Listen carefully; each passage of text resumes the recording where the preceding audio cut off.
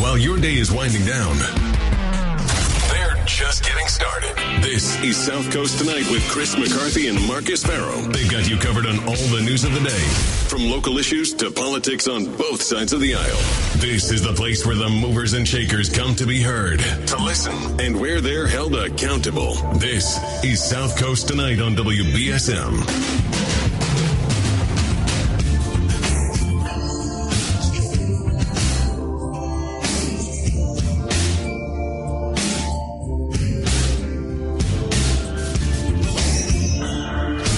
Welcome back to South Coast Tonight.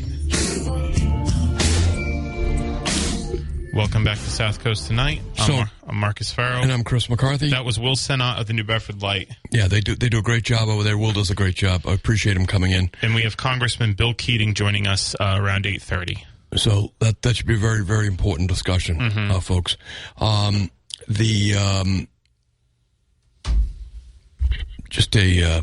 Again, to reflect on that story, Mark, it's about the lack of incident, really, a big incident in New Bedford police, but the fact that they were able to control the situation. I think it's important to reflect that our police, and I say our police, I say that the police in Massachusetts are a different breed than the ones you see in other parts of the country. Not to say that sometimes those other ones aren't equal, but to say that oftentimes they are not equal to the quality of the police of Massachusetts. The training, the hiring, the screening, the brotherhood, the internal discipline, all of that goes a long way, right? So when you see what happened in Memphis, or you see what happened to George Floyd, that stuff doesn't happen here in Massachusetts. It's because our hiring, training, and internal discipline procedures, and our compensation, I would say, that's an important part. The compensation has to be there so that guys are able to appreciate their jobs and live their lives without additional stress on themselves beyond the normal stress that they have, so that they try to ameliorate as much as you can the financial stress. Maybe it's I'm not saying it has to be a perfect world, but when you look at what happened in New Bedford with the regional police team, Semlik, the New Bedford police, in conjunction with their brothers and sisters of law enforcement of southeastern Massachusetts, what an incredible textbook operation that was. But just how bad it could have gone, right, Marcus? Right. If you didn't have the quality individuals and the quality training and the internal command. I mean, the one thing that we know happened in Memphis was no one took charge of the situation. No one said, guys, calm down. You over here, you over there, right? None of that happened. That would not have happened in Massachusetts because you have a superior structure. You have internal discipline, that type of thing. And I think it's an important thing to point out. Because what you saw in Memphis was such a horror show. What you see in New Bedford was nothing because it was so well done. Yeah. That there was nothing wrong to see ultimately in the end, right? Right. I just think that's important to point out. I think it is too. I think honestly, I think a lot of these problems do belie more major metro police institutions, frankly. I think that's where you see the lion's share of a lot of those issues that we talk about that get covered a lot. And they're important, and they're important to talk about. But I think that's where it is. I think down here, I think we've been pretty fortunate to have a good network of law enforcement agencies down here. When you remember, people are policy. People are policy, particularly in law enforcement, first responders. So when you have the ability to recruit and retain first responders, firefighters, police, EMTs, so that the culture stays consistent, so that every time there's a couple of new members of the department, they matriculate into a culture. Right, that continues their training, so that there is a consistency there. It's when you begin to lose people on a regular basis that you're setting yourself up for trouble. Right. Okay, that when you bring in, because everyone who's new is inexperienced, right? Not to be obvious about it, but when you first start the job, you have a lot of training but very little experience, right? And you haven't been evaluated by your peers. That peer evaluation is so important. And so that for every Kevin Kobza, right? For every Hank Turgeon, Jimmy Estrella, for every experienced cop that you lose, okay, to another department because they want them, because you're not retaining them, because you're not making it an environment that they want to stay in. Doesn't have to be perfect, but you have to understand that there is outside pressure on them, right? Yeah. And for every person you lose, it's a tremendous loss of institutional knowledge, of leadership, of I've seen this situation before, right? That's why you have to do your best. And sometimes it's impossible. In other words, when you lose someone because of promotion opportunities, like, for instance, we lost New Bedford Police to Halifax, we lost them to Carver, it's because they had a chief opening. And you're not going to hold those guys back from advancing their career into leadership, right? Right. You can't do that. That's not reasonable. Nor is it a slight on your department when one of your guys gets promoted to the chief in another department. It's a compliment to your department. Right. Right. But it is a loss. So you have to do the best you can to retain the quality people that you have and their institutional knowledge. And I think that's something the taxpayers have to give their elected officials. Yeah. Right? Yeah, I agree. I don't really have like a lot of, I think you've spelled it out very nicely. There's no opposing view to that, is what you're saying. No. Well, go ahead. No, there's no opposing view. I was going to say, there really is. If a police officer has made the cut for 5 or 6 years, you don't want to lose them. Because obviously they have not exhibited any of the characteristics that would make you want to get rid of them. Yeah. Right? In other words, it's those first couple years that a guy's on the job that you're going to find out, should we keep him? Or is he a danger to our community? That's a very important, and you're only going to know that when they've been through a couple of situations that you cannot recreate in a training environment, all right? You're not. Because everybody knows they're in a training environment. I've been in training environments in the military where we're using real bullets, okay? Live fire exercises. It's about as close to combat as you're going to recreate. The guy next to you is firing real bullets. But there's nobody firing real bullets at you. Right. All right? But it's about as close as you can get. But you know it's still a training scenario. All right? Pop-up, they do as best they can. But you're never going to know if a guy can handle it until it's real. And so you need those ongoing years of having someone in the department. And if they can make the cut, the peer evaluation, Marcus. And that's what I'm saying was lacking in Memphis. Yeah.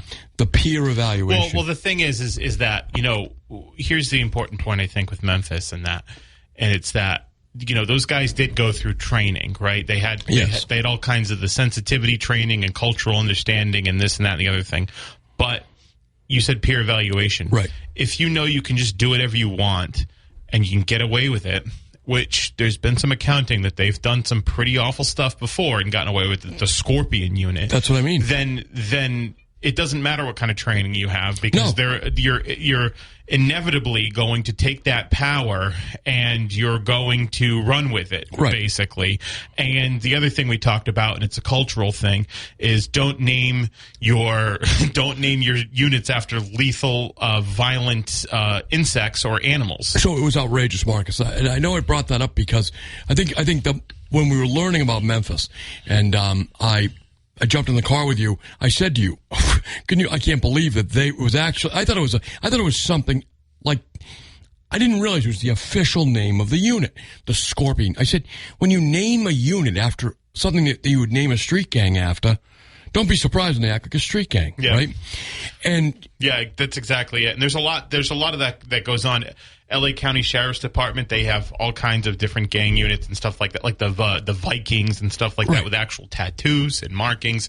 And that's the stuff that really has got to change. If you have that stuff existing, if it's called the Scorpion unit or the Vikings unit or something like that, then you're like you said, just perpetuating a gang culture. And when you have a culture within your department that weeds out, that says, hey, this guy's not right, or this guy, no matter how much we train him, he's a bad guy. Yeah. We can't have him. But every time you lose experienced officers, right, to another department, for economic reasons, you lose the positive part of your culture. Yeah. Right? Because nobody's recruiting your bad guys. Yeah, right. Nobody's recruiting somebody with a bad disciplinary record. Yeah. Right? It's when you have guys that are really good, that are a compliment, that are providing true public safety, right? And that have been there for a few years. You've got to retain those guys. It's an important lesson. Let's take a quick break. We'll be right back.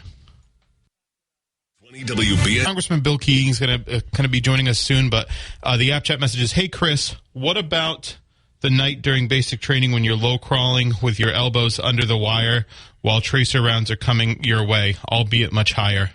Well, sorry. This is the wrong mic. There you go. I mean, it's a hell of a night. Yeah. It's a hell of a training, but I knew they were way above me. In fact, you know they're way above you. I mean, it's scary, but they're way above you. It was later on that I've been in training where the bullets, you're firing live bullets and they're right next to you. They're firing down line at targets. But yeah, the bullets in basic training when they're firing over your head are pretty cool. Tracer rounds at night, Marcus. Yeah. So they light up the sky. You can see them flying over. Oh, cool. They're red. Tracers are on fire. Oh, that's the tracer. But you're cool. underneath them. Very cool. It's unless you're there. No, it was really cool while you're doing it. Oh, it is. You go, this is why I agreed to be here. This is the coolest thing I've ever done in my life. And I don't know. Someone's mad at us. Good. I like that. I can't do anything about that. I'm sorry, man. So look, folks, we're gonna speak with Congressman Keating. We're gonna have some very interesting information on the Ukraine as well as about this balloon. We're gonna talk to a United States congressman who was just talking with the president of Ukraine. So if that interests you, you can definitely stay tuned. And also, we're gonna ask about the Chinese spy balloon. Yeah, definitely going to ask about the Chinese. You'll hear something you'll be able to tell at the breakfast table that nobody else knows. Yeah. That's kind of my goal in this show, right? Something at the. We want to make you the smartest person at breakfast. Yep. If you're the smartest person at breakfast, then we're good. Tell you what, we'll take one more break and we'll be right back. And Keating should be joining us on the other side. All right, let's do it. 1420 WBSM, New Bedford's news talk station. Hi, I'm Paul. Spent all day hearing about the news. Now's your chance to react to it. Pick up your phone and call the professionals. Call Chris and Marcus now at 508-996-0500. Or send a text via app chat on the WBSM app. Now, back to South Coast Tonight. Welcome back to South Coast Tonight. Congressman Keating will be joining us relatively soon. One of the things that I think we should, you know what? Let's just do it. I'm taking this last break. All right, then we'll come back. 14 couple app chats on the WBSM app chat that you can send. You can send one in whenever you'd like, and we can read it on the air. Congressman Bill Keating should be joining us soon. Bud from New Bedford asked what year you completed basic, Chris? I completed my basic training in 1990. I was 1 year old. Another was thanks guys. It was the best time in my life talking about when you were the tracer rounds. The yeah. guy, Rich from New Bedford, said, "Thanks, guys. It was the best time of my life. Just wanted Chris's opinion. I listen every night. I got the app now, so I'll start weighing in, especially on the science topics. Peace, Rich." Thank you, Rich. Thanks, we Rich. appreciate your listenership, and we appreciate you engaging with us here on the WBSM app chat. So, Marcus, we just learned there's a second balloon in our hemispheres. There are 2 balloons. It's a real violation of the Monroe Doctrine and our national sovereignty. Yeah. I was listening. It's very rare nowadays that both CNN and Fox News cover a story like this, right? Yeah. Like in unison, like they right. Yeah, and dedicating as much time as they are. Yeah. It was all over the Fox Business Channel. It was all over CNN, all over regular Fox. And I imagine the national news carried it as well. I didn't have a chance to see it. I believe actually I did see, let me think, the 6 o'clock news. Anyway, so, this is absolutely unbelievable. Yeah. This balloon. We were talking about it on the ride over. What is it that the Chinese feel they needed to know that was so important and so that they would risk? They knew we would detect it, okay? They knew we would be angry by it. The Secretary of State has now canceled his visit to China, his meeting with President Xi. Tony Blinken. For those of you who don't know this, the Chinese have satellites that fly over America every 15 minutes or so. You know what was funny? When I first started coming on with you about 4 years ago, when you were in the Chris McCarthy show, and I was just 29-year-old attorney Marcus Farrow. One of the things we talked about was the how China has expanded their influence in Latin America. Correct. Talked about how they were setting up bases in Chile and Argentina. Correct. Right? And how, it was sort of coming into our, Western sphere over here. Absolutely. Violating the Monroe Doctrine, which is that nobody from no foreign countries can have influence in our hemisphere. Yeah. It's one of the reasons that we got so involved when the Russians were involved in Cuba and Nicaragua, and El Salvador, a place like that, Chile. So you have a lot of unrest right now in Latin America and South America. It's part of the reasons that you have this migrant issue, right? They're stampeding out of Nicaragua, El Salvador, places like that. You're going to start to see, I think, a lot of Colombians coming north. You are seeing some Colombians coming north. They used to immigrate here legally, but you're seeing them, they're leaving Colombia because of the rise of the FARC and things like that. The Chinese are involved with all of that. The Chinese are setting up major agreements with Latin American countries. In fact, there's a big article in Foreign Policy, which is the flagship of the Council on Foreign Relations, on how to combat Chinese influence in South and Central America. They're looking for the natural resources, or to tie up natural resources to make their own more finite, right? So what my question is, and we'll ask the congressman, and of course, because he's on the Foreign Relations Committee and he's on Armed Services, he has information he cannot say to us. Right. But, he can tell us what he can tell us. Mm-hmm. We're going to ask him. He also did, and I was learning this before when we were setting this up, that he just had some high profile meetings with Ukrainians this week. So I'm really interested to hear more about that as well. So, Marcus, as you were talking about what we used to talk about here on the show when it was the Chris McCarthy show, and I had Congressman Keating on a regular basis, he and I would discuss the Ukraine. It was post-Obama, so it was after the Russians had first invaded the Ukraine. Yeah, the Crimean Peninsula. Right. But we were talking about the Russian energy, a lot of the stuff that you're talking about now. Congressman Keating has been on the forefront of trying to prepare Europe. Mm-hmm. He is the on the subcommittee. He was chairman of the subcommittee. Now he'll be ranking member of the subcommittee on Europe, Russia, and energy. Yeah. Right. He was talking about trying to make Europe less dependent on Russia. Right. It was one of the few agreements he had with Trump, which was on NORAD, the Nord Stream 2. The Nord Stream 2 energy pipeline from Russia into Germany that President Trump was opposed to. Congressman Keating was opposed to it as well, but he recognized we have to give them an alternative to Russian energy, right?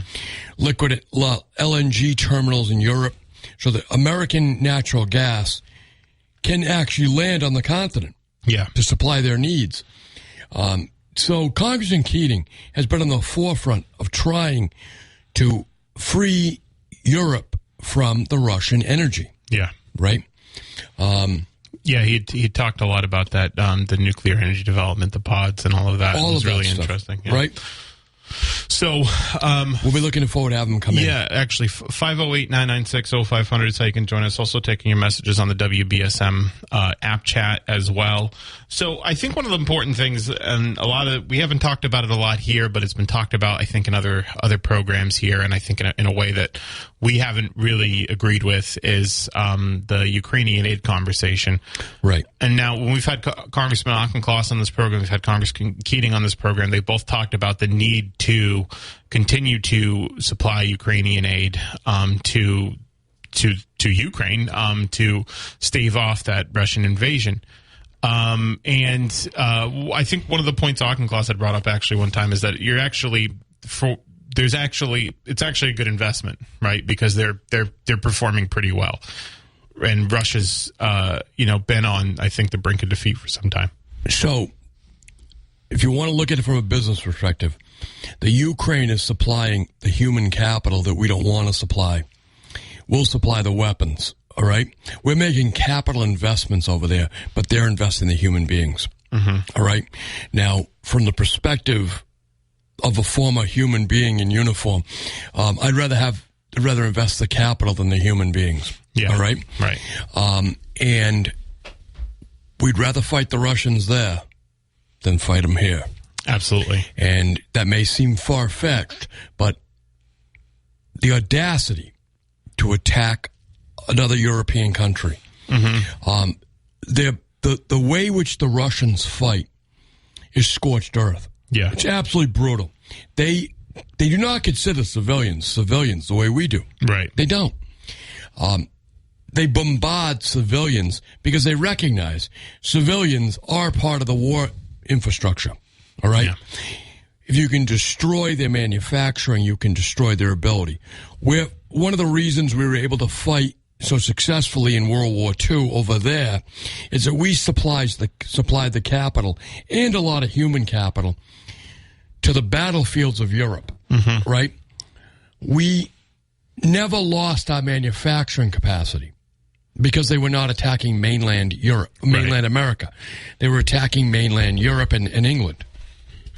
So we could preserve our human capital and our manufacturing ability here. Well, in fact, we expanded our manufacturing ability in terms of what we needed for war over there in Europe. There were no cars made in 1938 or something like that, or there were no cars made in 1940. There's 1 year that you will not find a car made for some particular car companies because we took all the material. We took all the material to build tanks. They said, you guys are building tanks now. Right. Yeah. You went from Chrysler to tanks. Yes. Right. Yeah, exactly. So the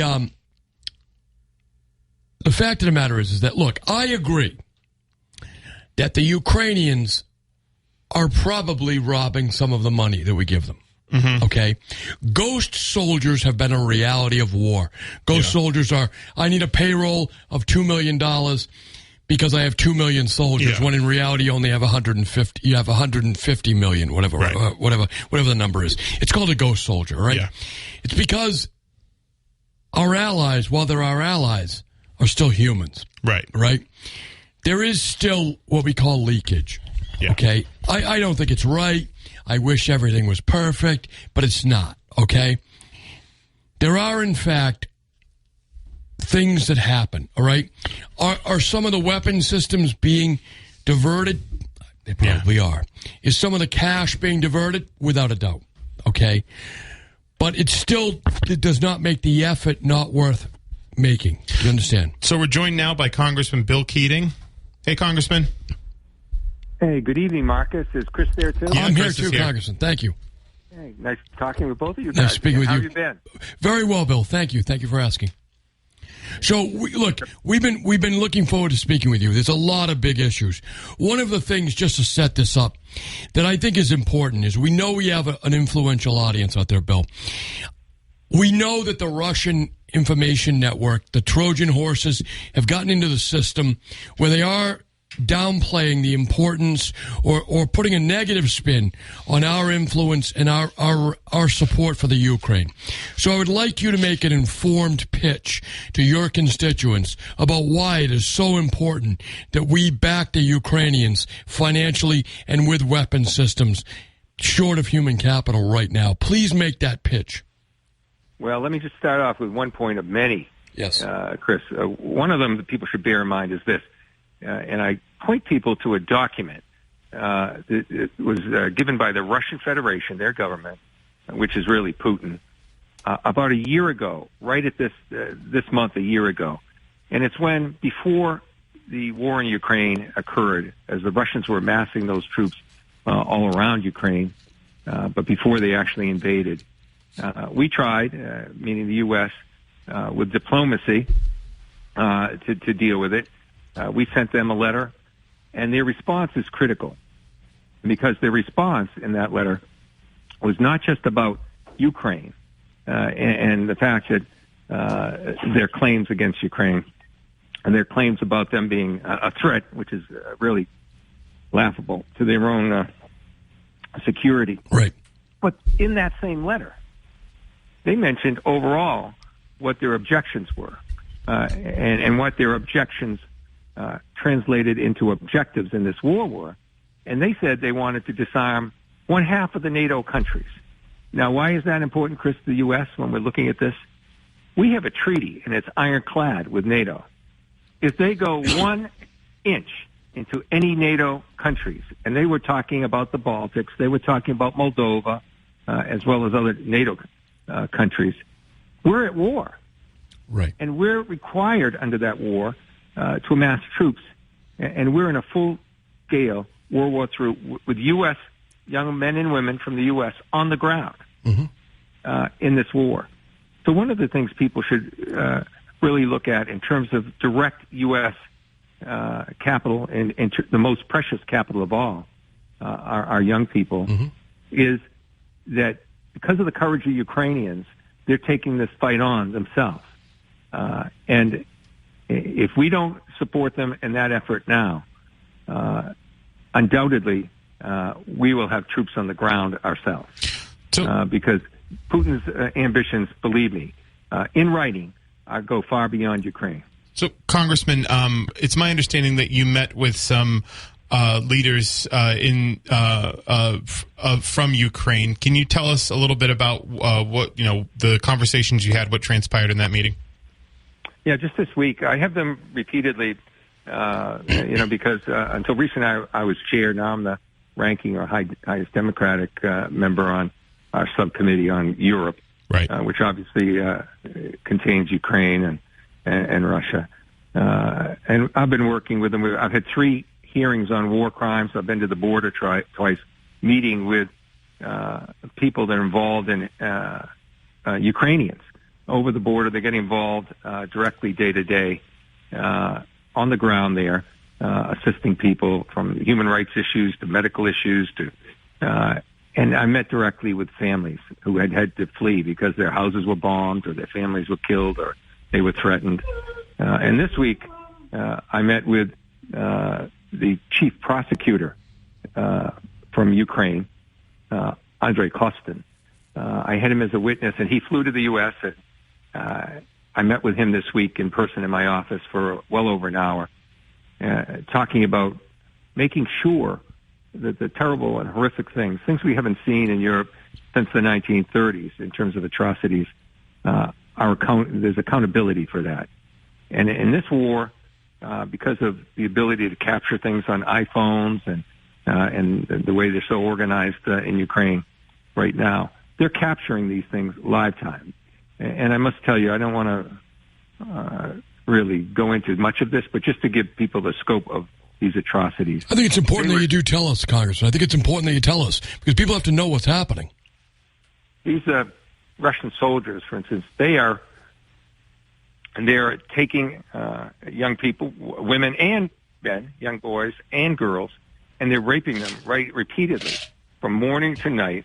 They call it a cleansing, but they're doing that right in front of their families and in front of their mothers, fathers.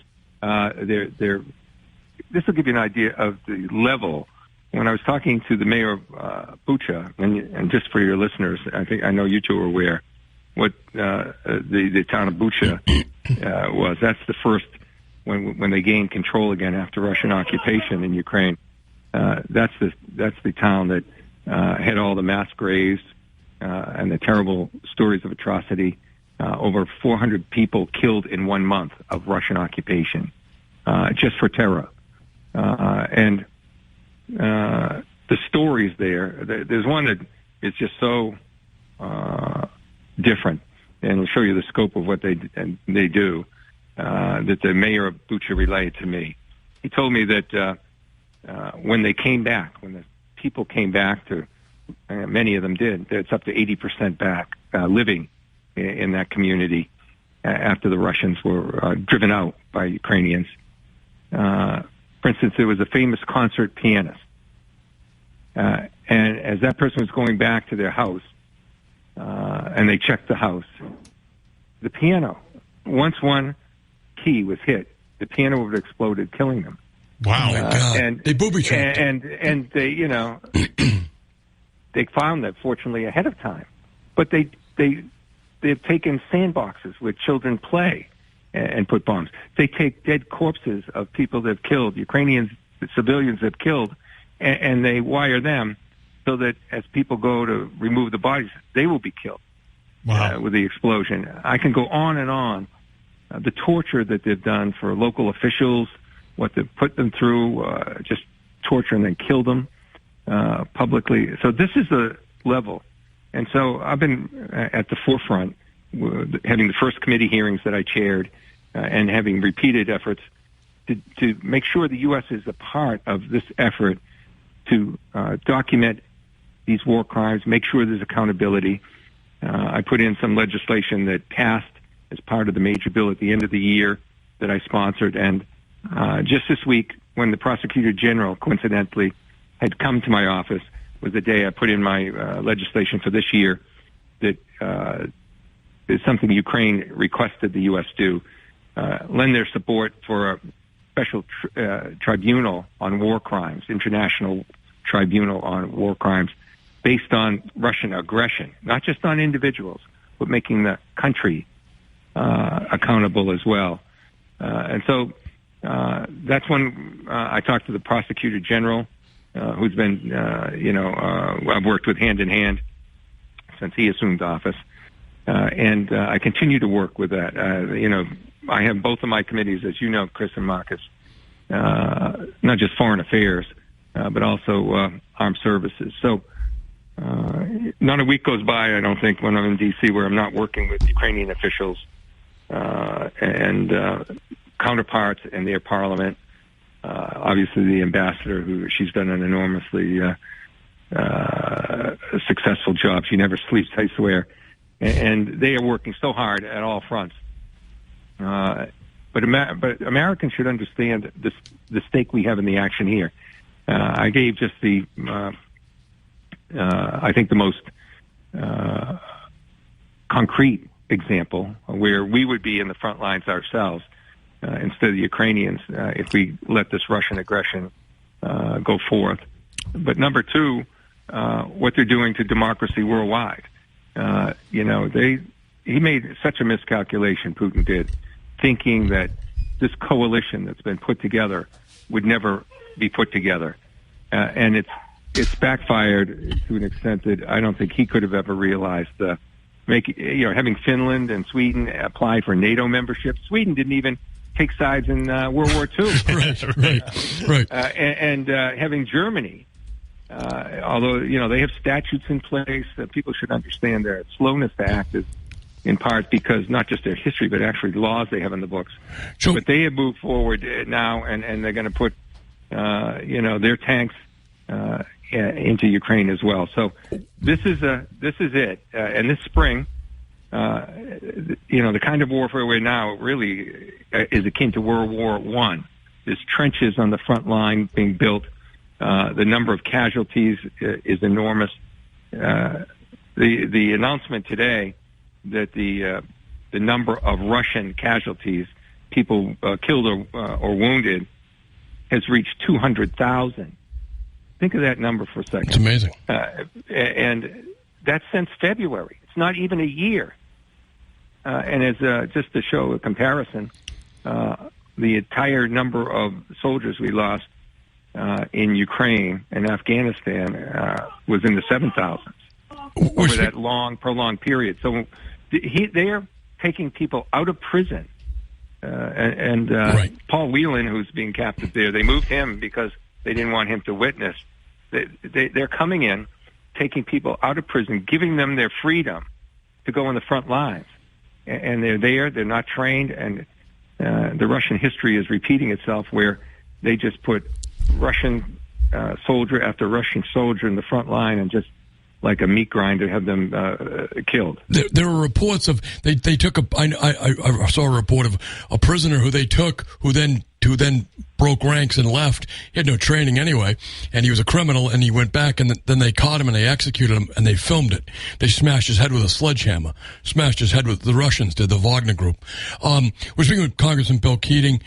Bill, the reality of it is, I read a report from the Atlantic Council, an extensive one, about Putin's network of influence throughout Western Europe, throughout NATO, in maybe even reaching over here into the United States. That is his attempt to try to curtail the supplies and the support for the Ukraine. It's been quite effective. Maybe you can talk about it. Is the support in Europe gonna be with us? They've suffered more. Yeah, of course.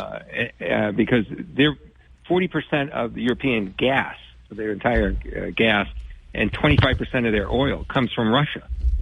And another example of how Putin has miscalculated so much, with our help, and we are leading this effort, and with their own efforts to reconfigure what they do, they've accelerated their movement away from that Russian energy independence dramatically, and they're not going back. This was a stranglehold that Putin had on Russia, had on Europe, and they are moving away from it in so many different ways. Liquid natural gas, building facilities. You're at the forefront of this. Yeah, and energy issues. You and I talked before. Right. Years ago. We've been talking about this for years. Before Ukraine ever started. Yes. We talked about this, that this is what they use as a weapon. Right. And they're losing that so quickly. So, but they are sticking with us despite fuel and energy costs that is so many times more than ours. And despite the fact that, we're one country, they have to peel together so many different countries beyond the NATO countries to stick together and to coordinate. And they're doing it beyond anyone's expectations. So, Bill, we want to just pivot here for a second to bring it to the Chinese spy balloon. This is an incredible thing. We now recognize there's a second one in our hemisphere. I don't know what you can tell us about it, what you've been briefed on. CNN's been doing a good job, as has Fox News, to cover this a little bit. But what are the Chinese up to? Why are they risking this? Well, they're doing things every day, and to a scale of actually millions of efforts a week, and hacking in, getting involved for industrial and economic reasons, as well as their own military intelligence. And they exploit what they learn, use it, steal our technology, and they do the same with the intelligence front. And they do it in so many different ways. The balloon has captured a lot of people's attention because it's different. But people should, number one, realize this effort by the Chinese is going on hour to hour, day to day, both on the economic and intelligence and military side. And they're doing it with low-flying satellites as well. The balloon is kind of interesting because, and I didn't get briefed yet, so I can speak more freely about what I think. Sure. Because I'm not, it's not classified to me. but I can only tell you my opinions, and I think they're informed ones. Mm-hmm. The balloon is interesting because those low-level satellites, those satellites have a projected orbit, so we can follow them every second. Right. The balloon it can be, the direction can be changed, but it can be in a different direction all the time, which is harder to trace. It's lower level; it might get a higher degree of intelligence that way. And there's and here's what I think too. There's a lot of people that say, "Why didn't we just shoot it down right away?" Well, I don't know this; it's my opinion, but we have the ability, I'm sure, once it even came close to our border or hit our border, that with our own cyber efforts, that we can neutralize their ability to transmit stuff back once we knew where it was. And I think they said they just didn't want to knock it down and risk any civilian casualties with debris or everything, and that might be the case.